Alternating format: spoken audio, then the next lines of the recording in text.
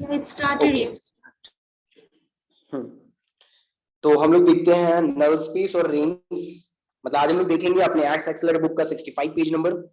तो देखो मेनली यहाँ पे अगर आप देखोगे 65 पेज नंबर में, जो कि मैंने आपको बोला था 65 एंड 66 देखने को, आज आपको समझाऊंगा बहुत ही अच्छे से।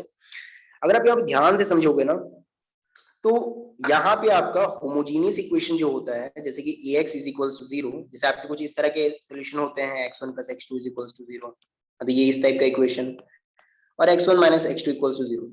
तो इस तरह के इक्वेशन में आप एक चीज जो सबसे ज्यादा कॉमन देखोगे वो ये है कि जीरो तो सोल्यूशन है ही इस तरह के सिस्टम्स का। मतलब कि अगर हम लोग ax इक्वल्स टू 0 लिखते हैं तो इस केस में हमारे पास एक x इक्वल्स टू 0 तो सोल्यूशन होगा ही होगा। मतलब कि इस तरह का सिस्टम हमेशा कंसिस्टेंट होगा, ठीक है, इसके पास एक सोल्यूशन होगा। और क्या फायदा होता है, इसके जो सोल्यूशंस होते हैं वो वेक्टर स्पेस बनाते हैं। कैसे? अगर आप मान लो कि x1 लेते हो, एक सोल्यूशन x2 लेते हो, तो देखो x1 प्लस x2 भी इसको सेटिस्फाई करेगा।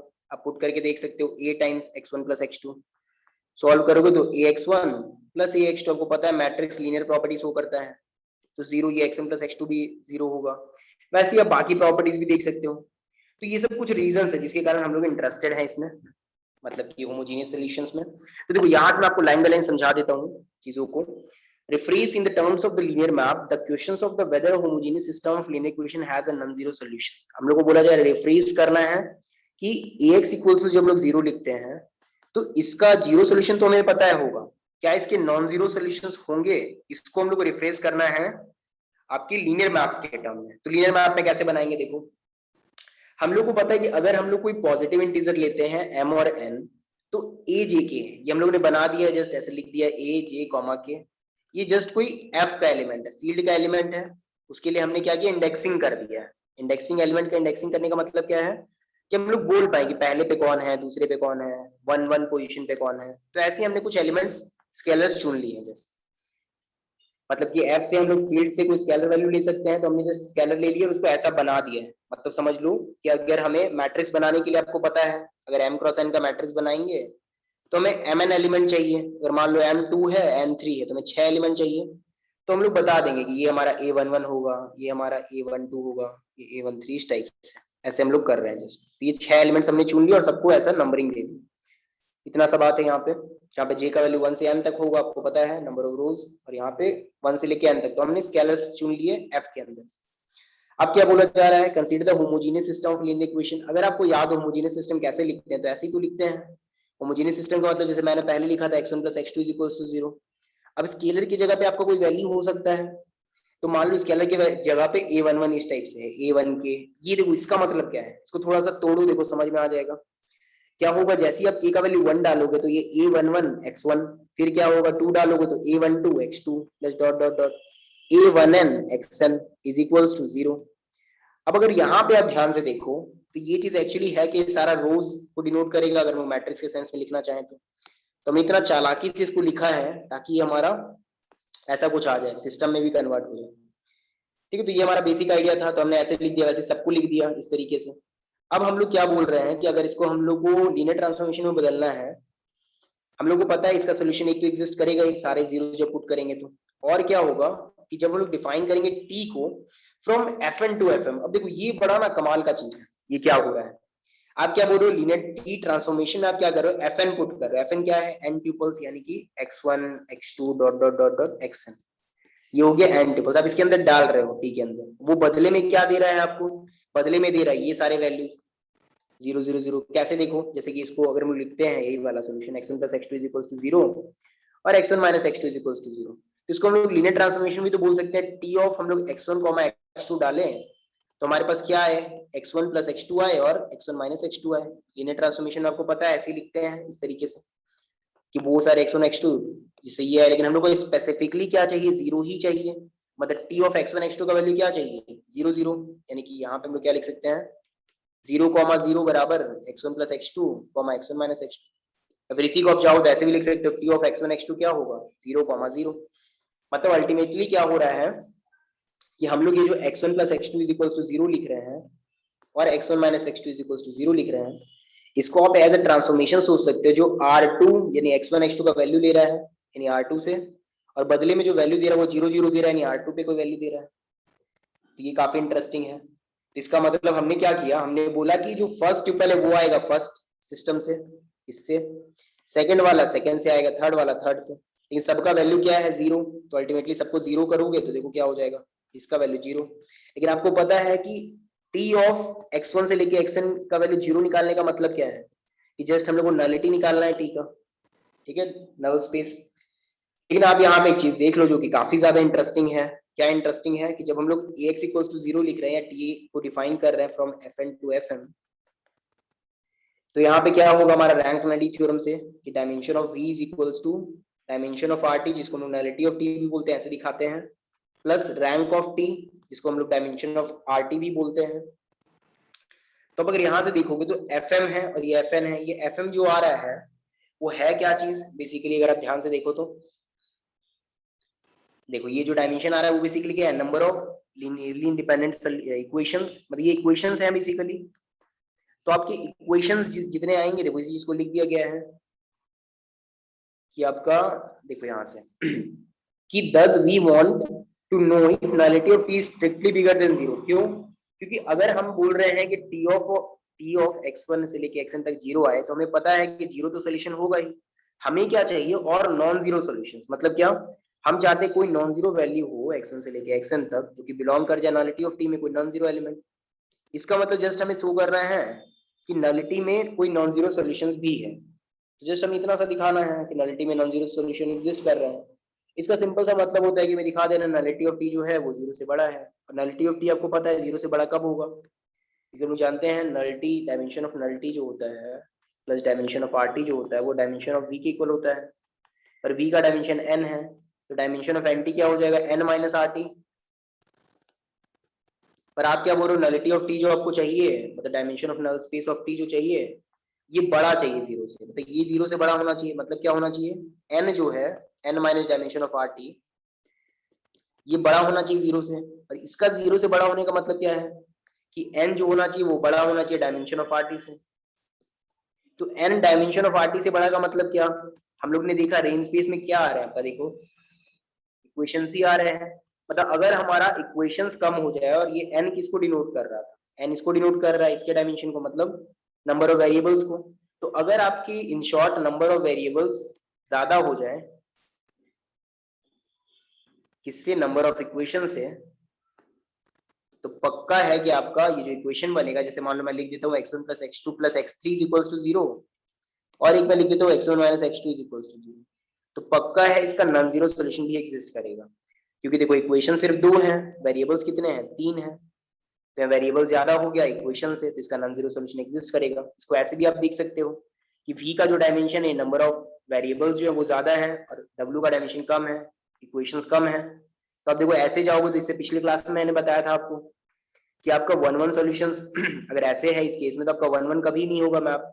इसका मतलब क्या है, बहुत सारे वैल्यू किसी एक पे जाएंगे, तो जीरो पे हमारा अल्टीमेटली, आपको पता है बहुत सारे वैल्यू अगर एक पे जाएंगे, मान लो x1 भी जा रहा है लेट से v पे, x2 भी जा रहा है v पे, तो x1 माइनस x2 भी v पे जाएगा, जहाँ पे दोनों इक्वल नहीं है। तो इसका मतलब कि x1 माइनस x2 हमारा चला जाएगा नल स्पेस में। ये क्यों जा रहा है x1 minus x2 null space में, इसे पिछले क्लास में मैंने आपको बताया था कि अगर x1 v पे जा रहा है, x2 v पे जा रहा है, मतलब क्या, t x1 जा रहा है v पे, क्योंकि देखो अगर वन वन नहीं है इसका तो मतलब यही है ना कि दो नॉन जीरो वैल्यू भी आपके सेम वैल्यू देने लग जाएंगे। तो t x1 जो है आपका v है, और t x2 भी v है, दोनों को डिफरेंस कर दो तो क्या आ जाएगा, t of x1 minus x2 is equals to zero. इसका मतलब क्या है कि x1 माइनस x2 मेरे नल स्पेस में चला गया, पर हम लोग लेके चल रहे थे कि x1 और x2 अलग अलग है, तो x1 minus x2 non zero आएगा। तो कोई नॉन जीरो एलिमेंट भी नल स्पेस में जाने लग गया। इसका मतलब क्या है, हमें तो यही शो करना था कि हमें कोई नॉन जीरो सोल्यूशन मिल जाए नल स्पेस में, तो हमें मिल गया कोई नॉन जीरो सोल्यूशन। कब मिला, लेकिन जब हमारा नंबर ऑफ वेरिएबल्स ज्यादा होंगे इक्वेशंस के कंपैरिजन में। ये काफी इंटरेस्टिंग कांसेप्ट था, तो ये चीज आपको समझ में आ गया, ठीक है। तो इसी चीज को लिख दिया गया है कि हम लोग चाहते हैं नलिटी ऑफ टी जीरो से बड़ा हो। In other words we can rephrase our question about the non zero solution as follows, what condition ensure that the T is not injective. T is not injective के लिए आपको ने पढ़ा था कि यहाँ पे v का डायमेंशन अगर बड़ा हो जाए और w का डायमेंशन छोटा हो जाए, तो हम लोगों को कभी भी वन वन इंजेक्टिव फंक्शंस नहीं होता है। तो यही कंडीशन यहाँ पे होगा आपके होमोजीनियस के लिए। फिर देखो यही चीज बताया गया है कि अगर मोर वेरिएबल्स, देखो इसी चीज को यहाँ जो मैंने आपको बताया यहीं पे लिख दिया गया सेम चीज को, कि वेरिएबल्स ज्यादा होंगे इक्वेशन से तो आपके नॉन जीरो सॉल्यूशन एग्जिस्ट करेंगे। अब यही चीज हम लोग को देखेंगे नॉन जीरो इसमें, आपके नॉन होमोजेनियस इक्वेशन में। नॉन होमोजेनियस का मतलब क्या है कि यहाँ पे कुछ वेरिएबल्स हो, मतलब कुछ नॉन कांस्टेंट वैल्यू होगा। अब इसके लिए भी सेम काम कर दिया गया है, लेकिन यहाँ पे क्या होगा कि जैसे हम लोग टी के फॉर्म में लिखेंगे इसको, टी ऑफ एक्स वन से लेके इतना इक्वेशंस लिखेंगे, इक्वेशन का वैल्यू ये है, ये लिख देंगे। तो अब यहाँ पे आप एक चीज देखो, हम लोग को क्या चाहिए कि रेंज ऑफ टी जो हो मेरा, हम लोग देखो यहाँ पे चाहते क्या है, हम लोग जानना चाहते हैं कि क्या कोई ऐसा वैल्यू भी होगा जब इसका सोल्यूशन ही एग्जिस्ट ना करे। तो सोल्यूशन एग्जिस्ट ना करे मतलब क्या है कि ये वाला वैल्यू हमारा रेंज में ना आ जाए, मतलब ये रेंज में ना आ जाए, मतलब कि हमें कोई ना कोई x1 से लेके xn तक मिले ही ना जिसके लिए एग्जिस्ट हो, इसी को तो बोलेंगे सोल्यूशन एग्जिस्ट नहीं कर रहा है। ठीक है, मतलब कि इसके लिए हम लोग को कोई x1 से लेके xn तक वैल्यू ना मिले जिसके लिए ये हो इक्वल, मतलब कि रेंज में ये ना हो बेसिकली। तो इसका मतलब हम लोग चाहते हैं रेंज ऑफ टी जो हो वो एफ एम के इक्वल ना हो। क्यों? क्योंकि टी कहाँ से कहाँ तक डिफाइन है, एफ एन से एफ एम में। तो हम लोग चाहते हैं जो हमारा एफ एम है उसके अंदर कोई ना कोई ऐसे वैल्यू जिसके लिए यहाँ कुछ मिले ही ना। इसका मतलब आर टी और एफ एम बराबर ना हो, हम ये चाहते हैं। अब ये बराबर कब नहीं होगा, तो ये बहुत ईजी आप लोगों को पता है कि अगर v छोटा हो w बड़ा हो, तो आपको पता है कि आपका कॉन्टू फंक्शंस नहीं होता, कोई ना कोई वैल्यू छूट जाते हैं।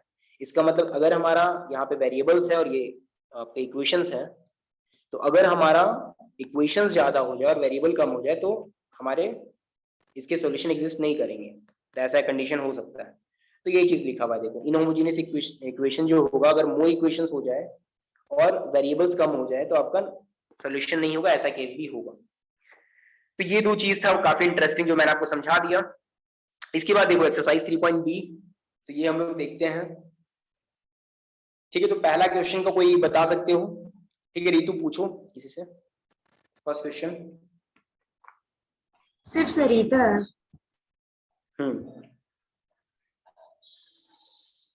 पूछो। फर्स्ट क्वेश्चन नहीं बनाया, सेकंड बनाया है। ठीक है, आप सेकंड बताओ कैसे बनेगा। मतलब उसमें रेंज एस नल में पहले बिलोंग करेगा सबसेट टी का, फिर सर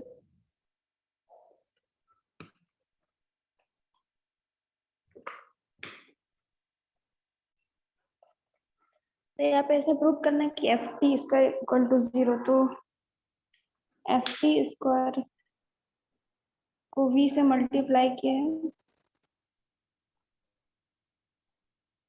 ठीक है, देखो बाद सरिता मैं बताता हूँ, सीखो आप, ठीक है, बहुत मजा आएगा। ये बहुत ही इंटरेस्टिंग क्वेश्चन, इतना इंटरेस्टिंग है कि आप सीखने के बाद आपको मजा आ जाएगा, आप दोबारा इसको खुद बनाना चाहोगे। ठीक है, देखो इसको बनाएंगे कैसे। एस टी स्क्वायर का मतलब क्या है? देखो एस और टी ना दोनों आपका लीनियर मैप है। अगर टी स्क्वायर लिखा होता है इसका मतलब क्या होता है?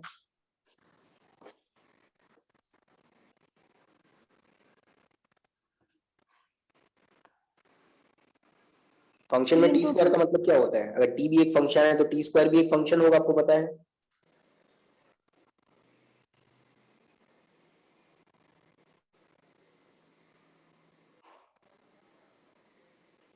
देखो ठीक है, इसको समझो। देखो टी अगर मान लो मेरा इसमें बिलोंग कर रहा है, मतलब टी मेरा एक फंक्शन है फ्रॉम वी टू वी। देखो टी स्क्वायर का मतलब होता है ना टी कॉम्पोजिशन टी, ऐसा होता है। इसका मतलब क्या है कि टी वी से वी में लेके जाएगा, और टी स्क्वायर क्या आपने पढ़ा होगा ना, एफ कॉम्पोजिशन जी। ऐसे कि एफ अगर मान लो एक सेट से दूसरे सेट में है, और यहाँ एफ है अगर ए से बी में और जी हमारा बी से सी में, तो एफ कॉम्पोजिशन जी का मतलब होता था कि हमारा जी कहां से कहां तक है। लेट्स से यहाँ पे जी है, लेट्स से ये जी है, ये एफ है, तो क्या होगा कि जी हमारा ए से बी में है तो ये ए से बी में जाएगा। इनपुट हम लोग लेंगे ए से और बी में पहुंच जाएंगे, और एफ क्या करेगा, बी को सी में ले जाएगा। मतलब f composition g is just a set, is just a function from A to C. इतना सा मतलब होता है इसका एफ कॉम्पोजिशन जी का। तो बस इस कंसेप्ट को यूज करना है और क्वेश्चन को बनाना है। देखो कैसे। एस टी स्क्वायर का मतलब क्या होगा? इसका मतलब होगा S T square is equal to H T दो बार लिख देना है। यहाँ तक क्लियर है Usha, Sarita? S T yes square sir. का मतलब एच टी दो बार। ठीक है, तो लिख देंगे एच टी। अब देखो होगा क्या, तो जैसे हम लोगों ने लिख दिया H T square equal to H T. अब देखो इसमें एच टी स्क्वायर को जीरो दिखाने का मतलब होता है कि एस टी स्क्वायर आपका एक फंक्शन है, उस फंक्शन को दिखाना है कि वो जीरो फंक्शन होगा।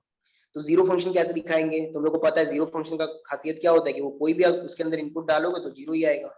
मतलब अगर हम लोग दिखा दें कि ये एस टी जो फंक्शन है, इसमें अगर हम लोग कोई भी एलिमेंट डालते हैं एक्स और हमारा जीरो आ रहा है तो हमारा काम हो जाएगा। अब इसको शो कैसे करेंगे, देखो इतना तो पता है हमें कि S T square is a function from V to V, क्योंकि एस टी जो है वो भी क्या होगा, वी को वी पे लेके जाएगा, क्योंकि टी क्या कर रहा है, वी को वी पे लेके जा रहा है। तो जैसे आपने वी डाला तो वी का कोई एलिमेंट आ रहा है, एस क्या कर रहा है, वी से वी, फिर जो कंप्लीटली आया फिर वी से वी, फिर ये वी से वी, तो अल्टीमेटली आपका ये जो पूरा फंक्शन है वो वी से वी में है। अब हम लोग क्या करेंगे, एस टी में एक्स डालेंगे जहां पे एक्स बिलोंग कर रहा है वी। तो देखो होगा क्या, जैसे एस टी एक्स निकालेंगे तो टी एक्स, ये टी एक्स कहाँ जाएगा सरिता? सर टी बाहर आ जाएगा और एस एक्स हो जाएगा। देखो टी अगर आप x से v ले रहे हो तो tx भी तो v में ही जाएगा ना। Yes sir. ठीक है, आप उसमें एस वी लगा सकते हो। अब जैसे एस वी लगाओगे तो क्या मैं बोल सकता हूँ कि s जो फंक्शन होगा v से v में तो जाएगा, लेकिन एस वी का मतलब है कि वो रेंज ऑफ s में चला जाएगा। Yes sir. एस वी का मतलब क्या हुआ, ये रेंज में है। रेंज का तो मतलब ही होता है ना कि आप फंक्शन उसमें लगाओगे किसी एलिमेंट पे और वो जो वैल्यू देता है that is called the range. तो रेंज में चला गया, तो क्या मैं बोल सकता हूँ कि ये वाला वैल्यू अगर रेंज में चला गया इसका मतलब ये नल में चला जाएगा। Yes sir. अगर नल में चला गया तो सबसेट है, इसका मतलब क्या है, देखो मैंने क्या बोला कि एस टी एक्स तो आपका कोई भी का एलिमेंट होगा, लेकिन एस जैसी टी एक्स निकालेंगे तो ये मेरा चला गया रेंज ऑफ एस में। और जैसी कोई एलिमेंट रेंज ऑफ एस में चला गया, रेंज ऑफ एस जो है वो सबसेट है नल ऑफ टी का, इसका मतलब ये चला गया मेरे नल में। अगर नल में कोई एलिमेंट होता है, अगर मान लो कि एक्स एलिमेंट नल में है लेट्स, तो इसका मतलब क्या होता है सरिता? सर वो जीरो हो जाएगा। हाँ क्या जीरो होगा? T of X equal to zero. T X zero हो जाएगा, इसका मतलब कि ये रेंज में है और ये रेंज नल का सबसेट है, मतलब ये भी नल में चला गया, इसका मतलब क्या होगा, T of S T x बराबर जीरो, क्योंकि इसमें टी लगा देंगे तो जीरो हो जाएगा। Yes sir. तो इसका मतलब ये जीरो एलिमेंट है। अब सोचो आप, अगर ये जीरो एलिमेंट है तो जीरो एस जीरो कितना आता है, एस तो एक लीनियर मैप है, जीरो को कहां पे लेके जाएगा, जीरो पे। जीरो पे। इसका मतलब जीरो की जगह पे क्या ये है, क्या हम लोग बोल सकते हैं S of S T x भी क्या होगा मेरा, जीरो। Yes sir. इसका मतलब आपने कोई भी रैंडम एक्स डाला और आपको मिल क्या गया, देखो एस टी ऑफ एक्स बराबर जीरो, यानी कि आपने कोई भी रैंडम एक्स डाला और आपका आ गया जीरो, इसका मतलब it's just a zero map. So S T को इसको ऐसे भी लिख सकते हैं, S T square which is equal to zero. अब आप बताओ आपको मजा आया या नहीं समझ के कंसेप्ट? हाँ सर बहुत अच्छा है कर सकते। हाँ लेकिन थोड़ा बहुत अभी डाउट होगा ना, अच्छे से समझ में नहीं आया होगा। नहीं सर आ गया है। ठीक है, इसको आप प्रैक्टिस कर रहे हैं, देखो आप ऐसी प्रैक्टिस करते करते ना काफी आगे निकल जाओगे बाकी सबसे। ऐसे एग्जाम्स निकलते हैं वो, देखो मेहनत करोगे तब एग्जाम निकलता है, कंसेप्ट सीखने से एग्जाम निकलता है। ठीक है, ऐसी मेहनत करो बहुत अच्छे। देखो अगर आप लोगों को मैं बता दूं, फर्स्ट नंबर जब भी ऐसा क्वेश्चन आए ना कि डायमेंशन ऑफ नलिटी 3 है, डायमेंशन ऑफ आरटी 2 है, तो क्या करेंगे, एग्जांपल देना है कैसे निकालेंगे। तो नल स्पेस बोला जा रहा है 3, यानी कि क्या करो, देखो सबसे पहले आप लोगों को पता है rank nullity theorem, dimension of NT plus dimension of RT is equals to dimension of V. Add करोगे 3 और 2 को तो 5 हो जाएगा, इतना हम लोग को समझ में आता है। तो अब इससे क्या होगा, dimension of NT plus dimension of RT equals to 5। आप क्या करो, टी डिफाइन कर दो फ्रॉम R5 से R5 में। ये आइडिया क्लियर है आपका सरिता, कैसे मैंने किया ये चीज? Yes sir. सीधे लगाएंगे रैंक नलिटी थ्योरम, तो क्या होगा, dimension of NT plus dimension of RT equals dimension of V. आपको वी का डायमेंशन मिल गया दैट इज 5। तो बस टी को डिफाइन कर दो R5 से R5 में। अब देखो होगा क्या हम लोग को बोला जा रहा है, मान लो कोई एलिमेंट लेंगे x1 x2 x3 x4 x5, हमें बोला जा रहा है कि नलिटी जो होना चाहिए वो 3 होना चाहिए। मतलब क्या, स्टार्टिंग के 2 को छोड़ करके बाकी सबको आप ऐसे कर दो जीरो, देखो कैसे x1 x2 सबको 0 0 0 कर दो। इससे फायदा क्या हुआ कि अगर आप x3 वाले एलिमेंट लोगे तो भी 0 पे जाएगा, अगर मान लो ऐसा लेते हो। देखो dimension of nullity equals to 3 का मतलब क्या हुआ कि आपका ये जो नलिटी जो वेक्टर स्पेस है उसका डायमेंशन 3 होना चाहिए, मतलब उसके बेसिस में 3 एलिमेंट्स आने चाहिए। हम लोग को पता है R5 का 5 तो बेसिस एलिमेंट होता है, एक होता है 1 0 0 0 0 इस टाइप से करके, आपको पता है 5 तो एलिमेंट होते हैं, ऐसे 0 1 0 0 0 होता है। अगर आप यहाँ पे एक चीज ध्यान से देखो कि जब भी आप जीरो, यहाँ पे भी जीरो लो, यहाँ जीरो लो, यहाँ 1 लो, यहाँ 0 0, तो देखो ये कहाँ पे जाएगा सरिता, T of 0 0 1 0 0, ये टी ऑफ x3 का है। हाँ ये x3 का एलिमेंट है। तो मैंने अभी कैसे डिफाइन किया देखो t को, कि x1 x2 होगा तभी यहाँ पे देगा, बाकी सारे के लिए 0 0 0, तो क्या आएगा T of 0 0 1 0 0।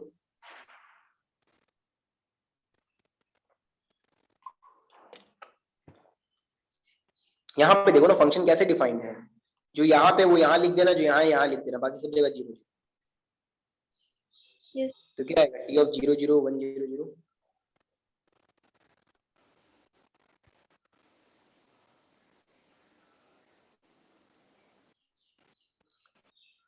0 0 x3 0 0। x3 कैसे आएगा, ये तो हम लोग ऐसे डिफाइन कर रहे हैं ना, x1 x2 x3 x4 x5 को x1 x2 0 0 0, x3 से मतलब नहीं है ना हमें। तो अगर आप 1 का भी निकालोगे तो 0 0 हो जाएगा ना। फंक्शन आप ध्यान से देखो कैसे डिफाइंड है, कि फर्स्ट दो जो लिखे हुए हैं उसको लिख देना है, बाकी सब जगह तीनों में 0 0 कर देना है। तो वैसे ही करेंगे 0 0 1 0 0 को, इसको 0 0 कर देंगे, सब खत्म हो गया। इसका मतलब क्या है कि आपके देखो तीन एलिमेंट, तीन तरह के, मतलब नल स्पेस जो होगा एनटी, उसका जो बेसिस एलिमेंट होगा वो तीन हो जाएगा। अगर बेसिस निकालेंगे of NT, that will be 0 0 1 0 0, फिर 0 0 0 1 0 एंड 0 0 0 0 1, ये हो गया तीन। तो ये डायमेंशन बेसिस में देखो तीन एलिमेंट्स आ गए, इसका मतलब डायमेंशन हो गया तीन। अब ऑब्वियस सा बात है, रेंज टी खुद दो हो जाएगा, दिख ही रहा है आपको। रेंज टी में क्या आ रहा है x1 x2 0 0 0, इसका मतलब इसका जो बेसिस होगा दैट विल बी 1 0 0 0 0 एंड 0 1 0 0 0। हो गया ये चीज, तो ये चीज आपको समझ में आ गया। अब देखो होगा क्या नेक्स्ट, सेकंड मैंने बता दिया बहुत ही अच्छे से। थर्ड नंबर बड़ा इंटरेस्टिंग है कि आप चेक करना, इसमें जस्ट मैं थोड़ा हिंट कर देता हूँ। बोला जा रहा है कि क्या प्रॉपर्टी होगा टी का जो कोरस्पॉन्ड करेगा v1 से लेके vm तक स्पैनिंग, मतलब क्या कि पूरा v1 से लेके vm तक जो है वो v को स्पैन कर देगा। इसका मतलब आपको पता है कोई भी अगर वेक्टर्स मिलके v को स्पैन करे तो v के हर एक एलिमेंट को आप लिख सकते हो a1 v1 से लेकर के am vm तक। और यहाँ पे यही a1 से लेके am तक जो स्केलर्स वैल्यू यही तो इसमें आ रहा है, t इसी वैल्यू को ले रहा है और यहाँ कुछ दे रहा है। लेकिन यहाँ पे आप क्या बोल रहे हो कि ये पूरा मिलके v को स्पैन कर रहा है, मतलब v के किसी भी एलिमेंट को आप इस फॉर्म में लिख सकते हो। इसका मतलब क्या हुआ कि आपका जो ये v है, इसके हर एक एलिमेंट के लिए हम लोग को fm में कोई ना कोई एलिमेंट मिल जाएगा, और इसका सिंपल सा मतलब है कि आपका ये फंक्शन ऑन टू होगा। सिंपल ये ऑन टू को इम्प्लाई कर रहा है। ठीक है, ये चीज समझना थोड़ा सा और सोचना आप लोग अच्छे से। नेक्स्ट क्या बोला जा रहा है कि v1 से लेके vm तक लीनियरली इंडिपेंडेंट है। अब अगर आपको पता है कि अगर लीनियरली इंडिपेंडेंट हुआ, इसका सिंपल सा मतलब है कि अगर हम लोग a1 से लेकर के v1 प्लस a2 से लेके कुछ भी लिखते हैं, अगर वो जीरो है, इसका मतलब सारे स्केल्स वैल्यू जीरो होंगे।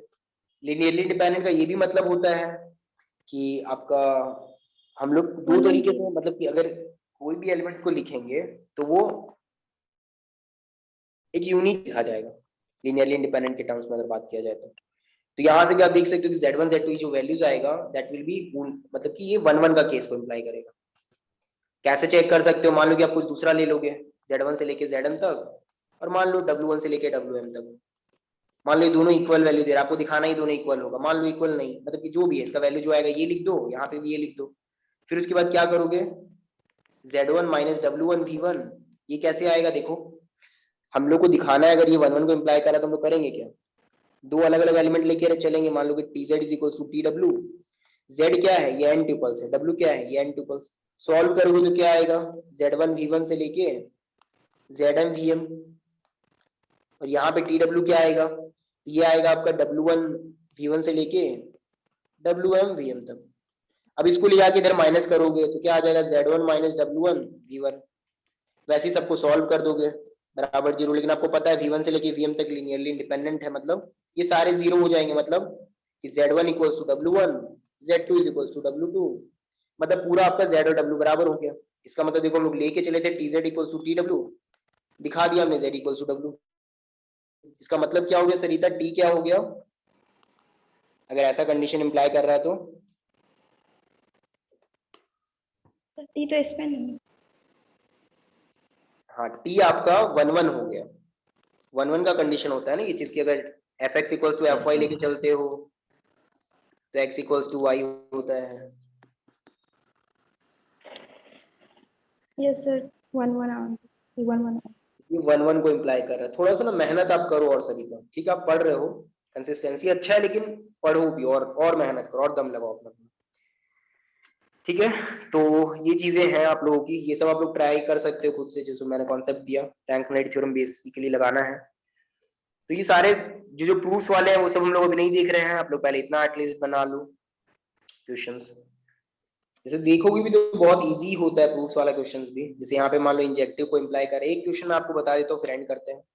बाकी आप लोग ट्राई करना क्वेश्चन, ठीक है। 15 तक मैंने आप लोगों को दिया था, नेक्स्ट 15 के बाद ट्राई करना, डाउट होगा तो आप लोग भेजना ग्रुप में। तो 15 तक आप लोगों ने ट्राई कर लिया होगा। 15 भी देखो कोई टफ नहीं है आपका, सारे क्वेश्चन रैंक नलिटी थ्योरम से बनेंगे, क्योंकि रैंक नलिटी थ्योरम से आप लोग जानते हो कि क्या होता है, डायमेंशन ऑफ वी यानी कि 5 बराबर होना चाहिए, नलिटी ऑफ टी यानी dimension of N T plus dimension of R T. Dimension देखो नलिटी आपको इस तरह से डिफाइंड है, देखोगे तो इसका डायमेंशन कितना है, एक, यहाँ से एक आएगा 2 और यहाँ से एक आएगा 3, फिर प्लस, सॉरी ये आपका 3 हो गया, आर टी कितना आ जाएगा, यहाँ से काट देने पे, सॉरी देखो यहाँ पे अगर आप सॉल्व करोगे बोला जा रहा है वो null space equals, null space इसके इक्वल है, तो आपको पता है नल स्पेस का डायमेंशन कितना हो जाएगा, 5 माइनस जितने कंडीशन दिए हुए होते हैं उसको माइनस कर देते हैं, 3 कंडीशन दिए हुए हैं तो 2 हो जाएगा डायमेंशन नल टी का। तो रेंज टी का डायमेंशन कितना आ जाएगा रैंक नलिटी थ्योरम से, 5 माइनस 2 यानी कि 3। पर देखो आपका जो कोडोमेन है वो 2 है, F2 है, तो पॉसिबल ही नहीं है रेंज को 3 हो जाना, इसीलिए संभव नहीं है, तो कैंसिल हो जाएगा। वैसे ही आपके देखो ये क्वेश्चन 9 है 10 है, एक प्रूफ देख लेते हैं फटाक से, कोई भी देख लो 9 या 10। जैसे मान लो कि 10 ही देख लो, क्या बोला जा रहा है कि सपोज v1 से लेके vn तक स्पैन कर रहा है v को, इसका मतलब है कि इसके लीनियर कॉम्बिनेशन में आप v के हर एक एलिमेंट को लिख सकते हो, तो v को लिख देते हैं a1 v1 से लेके dot dot dot an vn तक। अब क्या बोला जा रहा है, t बिलोंग कर रहा है linear map from v to w, prove कर रहे हैं कि जो लीस्ट होगा ये भी स्पैन करेगा rt, रेंज ऑफ t को, रेंज ऑफ t के अंदर आपको पता है tv टाइप के एलिमेंट आएंगे, t लगा दो दोनों साइड, क्या हो जाएगा a1 tv1, ये आपको पता है ये लीनियर मैप है, सब बाहर हो जाएगा तो an tvn। तो देखो इसकी लीनियर कॉम्बिनेशन में tv1 से लेके tvn तक के लीनियर कॉम्बिनेशन हमने tv को लिख दिया, इसका मतलब कि आपका ये tv1 से लेके tvn तक पूरा का पूरा रेंज t को स्पैन कर रहा है। तो ये आप लोगों को याद रखना है कि अगर ये v1 से लेके vn तक v को स्पैन करेगा तो tv1 से लेके tvn तक रेंज t को स्पैन करेगा। उसी तरीके से अगर हमारा t इंजेक्टिव हो जाएगा और v1 से लेके vn तक लीनियरली इंडिपेंडेंट होगा तो ये भी लीनियरली इंडिपेंडेंट होता है। काफी इजी है प्रूव करना, कैसे प्रूव करोगे, तुम लोग को पता है लीनियरली इंडिपेंडेंट का मतलब क्या, a t v1 से लेकर के a t vn, अगर मान लो ये 0 हो रहा है तो सारे स्केलर्स 0 होने चाहिए। कैसे दिखाओगे, तो आप सिंपल यूज करो कॉन्सेप्ट को, लीनियर मैप अंदर ले जाओ, ये 0 हो गया, लेकिन आपको पता है कि फंक्शन आपका t ऑलरेडी इंजेक्टिव है, 1 1 है, टू अगर टी 0 होता है तो अंदर वाला वैल्यू 0 हो गया। जैसे ही अंदर 0 करोगे a1 v1 से लेकर के an vn तक 0, इसका सिंपल सा मतलब है कि आपके a1 से लेके n तक 0 आएंगे। वाई, क्योंकि आपका जो v1 से लेके vn तक है वो लीनियरली इंडिपेंडेंट है। इसका मतलब तो यही होता है ना कि आपके सारे स्केलर 0 हो जाएंगे, a1 से लेकर के an तक जो होगा दैट विल बी 0, क्यों, क्योंकि आपका v1 से लेके vn तक लीनियरली इंडिपेंडेंट है, तो सारे स्केलर 0 होंगे, तो 0 हो गया। और ये अगर 0 हो गया इसका मतलब ये सारे 0 हो गए, मतलब tv1 से लेके tvn तक लीनियरली इंडिपेंडेंट हो गए, तो ये हो गया। तो ये था पूरा ओवरऑल आइडिया। फिर उसके बाद ऐसे सारे बहुत अच्छे अच्छे क्वेश्चंस हैं, 11th भी है 12th भी है, लेकिन आप लोग एटलीस्ट ट्राई करो सब क्वेश्चंस को। मैं बोलूंगा टाइम भी हमारा हो गया है, ठीक है। जो मैंने बताया वो सब चीजों को रिकॉल करना काफी इंपॉर्टेंट था, तो आप लोग 15 क्वेश्चंस ट्राई करना खुद से, 16 क्वेश्चंस, और मैट्रिसेस में एटलीस्ट 2 पेजेस पढ़ के रखना, ठीक है। फिर हम लोग डिस्कस करेंगे 2 पेजेस एंड 16 क्वेश्चंस, ठीक है। तो एंड करते हैं फिर।